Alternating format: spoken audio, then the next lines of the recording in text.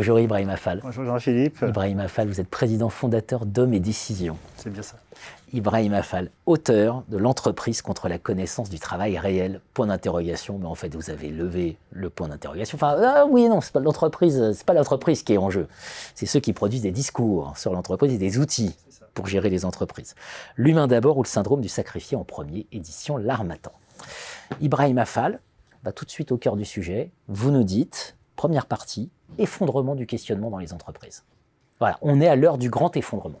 C'est ça, parce que le management mainstream auréolé de bonnes pratiques, je pense, est un exemple typique structurel et structural de ce que Lichtenberg disait, à savoir la plupart des gens vivent plus selon la mode que selon la raison. Le management a été pensé, en tout cas le management mainstream a été pensé sans suffisamment penser le travail et l'homme au travail. Et donc, c'est extrêmement difficile parce que le travail est complexe. Le travail est à la confluence de trois mondes, le monde subjectif, le monde objectif et le monde social. Et donc aujourd'hui, tout se passe comme si, en filigrane, le postulat qui sous-tend le management, c'est savoir ses pouvoirs, comprendre, c'est être capable de refaire. Le réel, c'est ce qui se répète. Et donc on a affaire à un savoir paresseux, stérilement fécond, auréolé d'extrapolation hyperbolique de résultats partiels, avec bien sûr une phraséologie managériale. Vous citez Karl Kraus. Voilà, donc qui empêche de penser. Et donc on se retrouve à peu près à ce que Lyotard dit, c'est-à-dire un management qui est devenu une technique de pouvoir du propriétaire. Voilà. C'est assez effroyable. C'est assez effroyable quand on vous lit. Je pense par exemple, chapitre 7, l'infantilisation des collaborateurs comme technique de pouvoir du pouvoir. Alors, quand je dis que vous mettez les mots, vous mettez les mots. L'infantilisation des collaborateurs.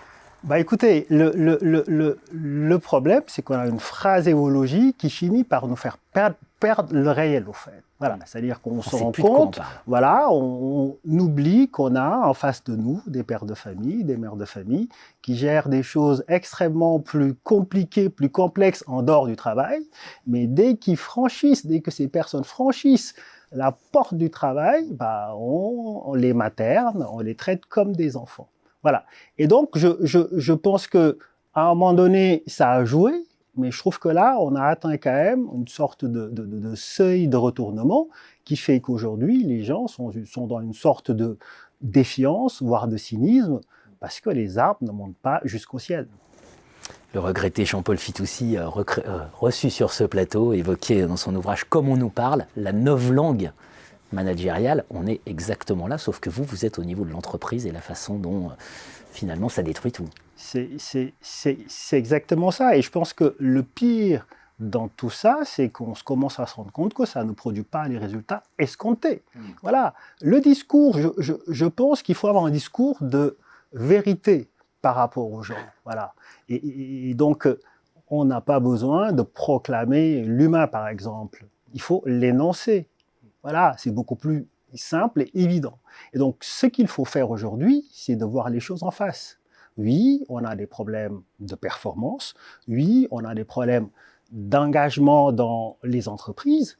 Il faut aller traiter les causes racines. Et moi, je fais l'hypothèse qu'une des causes racines, c'est qu'on a du mal à voir les choses telles qu'elles sont. Voilà. Et pour voir les choses telles qu'elles sont, il faut bien sûr changer de discours, mais il faut aussi parler vrai. Je pense que les gens sont capables de supporter la vérité. L'entreprise contre la connaissance du travail réel, point d'interrogation, édition L'Harmattan. Merci Ibrahim Affal. Merci Jean-Philippe.